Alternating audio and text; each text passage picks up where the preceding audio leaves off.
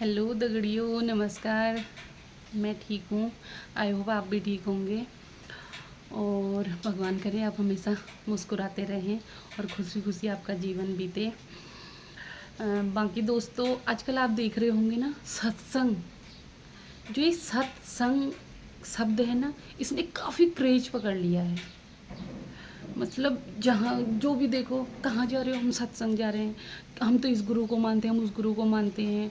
जबकि टीवी पे, मोबाइल पे या हर जगह इतनी चर्चा होती है कि मतलब जैसे आसाराम वगैरह जो भी ये गुरु महाराज हैं, इनका हसरा आप लोगों ने देखा ही है, छुपा नहीं है।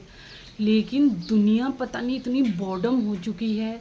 कहते हैं कि आज का समाज पढ़ा लिखा समाज है, लेकिन उसके बाद भी उनकी बुद्धि पता नहीं कहाँ चली गई है कि वो भगवान को नहीं, जो सत्संग सुनाने वाले गुरुओं को ही भगवान बना दे रहे हैं।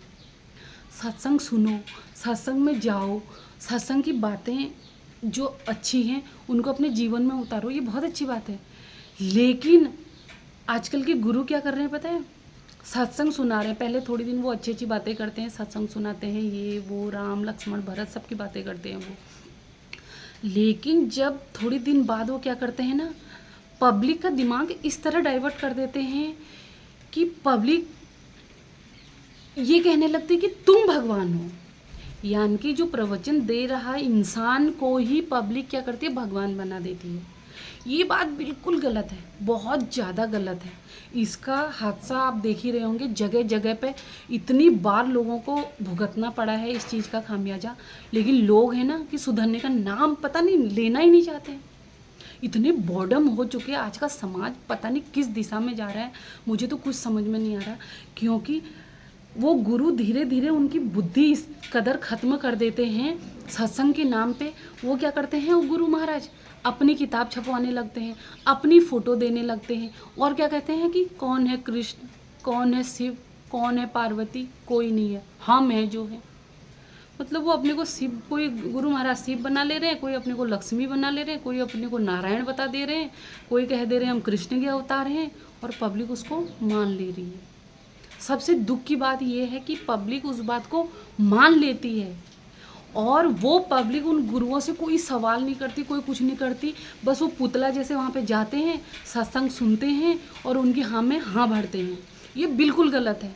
आप जाइए, सत्संग भी सुनिए, अच्छी बातें जीवन में भी उतारिए, लेकिन जहाँ पे वो गुरु, जिसको आपने गुरु बना दिया है, जिस इंसान को, अगर वो कुछ गलत बोलता है या अपने को भगवान बताता है, तो कम से कम उसका विरोध तो कीजिए, उससे दो चार सवाल तो पूछे ताकि उसकी और आगे हिम्मत ना बढ़े।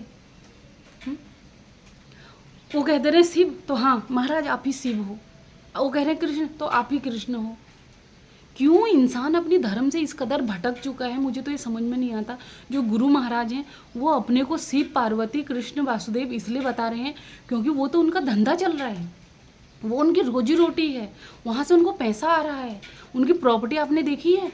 आप लोगों का पति पूरे जीवन भर काम करता है, तब भी बड़ी मुश्किल से एक परिवार पाल पाता है, तब भी आपके मुंह से यही निकलता है जो कहाँ से करें, हम पे तो पैसा ही नहीं है, बड़ी मुश्किल से जमा कर करके एक लड़की की शादी की है, अब दोबारा लड़की की शादी करनी है, और क्या कहते हैं, हम तो रोटी भी नमक से खा रहे हैं। लेकिन वहीं पर आप अपने गुरुओं की संपत्ति देखना, इतनी संपत्ति होगी कि उनको भी पता नहीं रहता कि हम पे कितनी संपत्ति है। बताओ, उन्होंने मतलब तुम्हें बेवकूफ़ बना बना के अपना इतना बड़ा कारोबार वो खड़ा कर देते हैं। जो भी गुरु महाराज पकड़ा जाता है, आप टीवी खोलेंगे ना, तब तुम्हें उसकी संपत्ति का पता चलेगा कि 20 गाड़ियां हैं, 100 बीघा ज़मीन एक जगह है, कितने एकड़ ज़मीन एक जगह है, इतने 50 एकड़ का फार्म एक जगह है, 200 एकड़ का फार्म एक जगह है। कभी तुमने सोचा कि ये गुरुओं पे इतनी संपत्ति आती कहाँ से है? वो तुम जैसे मूर्खों की वजह से आती है, जो पब्लिक मूर्ख उनके पास जाती है ना। कभी तुमने शिव की संपत्ति देखी, कृष्ण की संपत्ति देखी, वासुदेव की संपत्ति देखी? शिव तो सन्यासी, शिव तो घाटों में रहा करते थे। लेकिन यही शिव पार्वती का नाम ले लेके, कृष्ण का नाम लेके, राधा का नाम लेके, इन गुरुओं ने इतनी संपत्ति, तुम्हारा धीरे धीरे, मतलब एकदम से तुम्हें हलाल नहीं करते हैं, जैसे बकरे की गर्दन काटते हैं ना एकदम से, वैसे नहीं करते हैं वो धीरे धीरे तुम्हारी गर्दन पे चाकू रख के तुम्हें इस कदर हलाल कर रहे हैं ना कि तुम्हें पता भी नहीं चल रहा है। तुम्हारा घर खाली कर करके वो अपनी संपत्ति जोड़ रहे हैं, जिसको तुम सत्संग का नाम दे रहे हो आज के टाइम में। अभी हाथरस में आपने देखा होगा कितने लोग मरे, 221 तो बताए जा रहे थे, हो सकता है 2000 भी हों, क्योंकि पब्लिक में आधी बातें आती हैं, आधी छुपाई जाती हैं, ये हमेशा ध्यान रखना। यही कहते वो हम शिव हम पार्वती। अरे क्यों नहीं बचाया फिर? कौन शिव और पार्वती ने किसी इंसान की जान ली थी, आप ये बताइए तो, जो आप उनके मुंह में इस कदर पड़ चुके हैं। और ज़्यादातर मैंने देखा है ये सत्संग सुनने जाती हैं औरतें। औरतों की उम्र हो जाती है सत्संग सुनने की, और आदमी बेचारे को कहाँ भेजते हैं? काम पे। क्या वो आदमी तुम्हारे साथ बुढ़ा नहीं हो रहा है? क्या अपने आदमी को क्यों नहीं कहते हो कि चलो यार तुम भी सत्संग सुनो? मैं अगर बूढ़ी हो गई तो तुम भी तो बूढ़े हो गए होगे। या तुम्हारा बाल विवाह हुआ, तुम्हारा आदमी 50 साल का था उस समय, या तुम्हारे आदमी ने ठेका ले रखा है कि मैं ड्यूटी करूँगा, जा तू सत्संग सुनो। आधा माहौल खराब सत्संग से औरतों ने किया है। बुरा तो लगेगा लेकिन सच है। कभी भी हो किसी चीज़ की अति नहीं करनी चाहिए, अति के बाद इति होती है।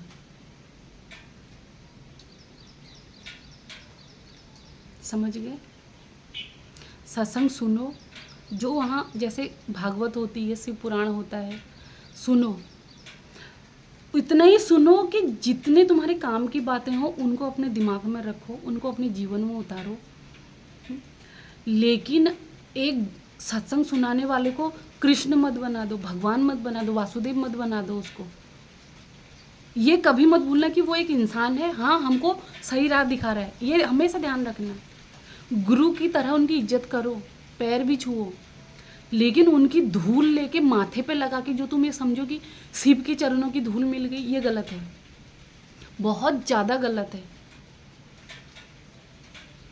ये एक बहुत बड़ी बेवकूफ़ समाज की देन है, जहाँ पे ये सब होता है ना, कि गुरुओं को इतना स्थान दिया जाता है कि कहा जाता है कि तुम ही हो जो हो। ये बहुत गलत बात है, इसको रोकिए, इसको बढ़ावा मत दीजिए, इसको रोकिए। और ये एक का काम नहीं है, ये सबका काम है। लेकिन नहीं, इसको कोई रोकना नहीं चाहता। सत्संग में जाने से तो लोग अपने को ऐसे समझ रहे हैं ना कि खुद को भी भगवान का अवतार मानने लगते हैं। कई कई प्रवचन सुनने वाले भी प्रवचन देने लगते हैं फिर तो।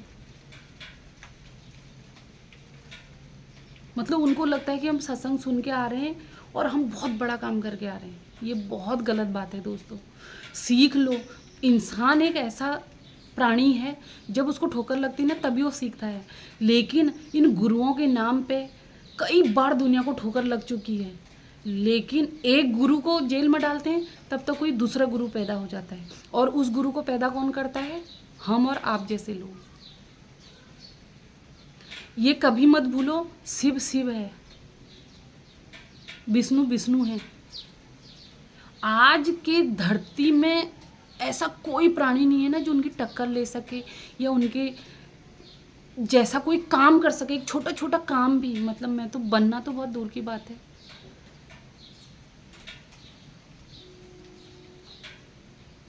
लेकिन इतने हादसे हो रहे हैं, इतना सब कुछ हो रहा है, इतने बार गुरुओं का भंडा फोड़ हुआ है, लेकिन तब तक कोई और गुरु पैदा कर देता है पब्लिक।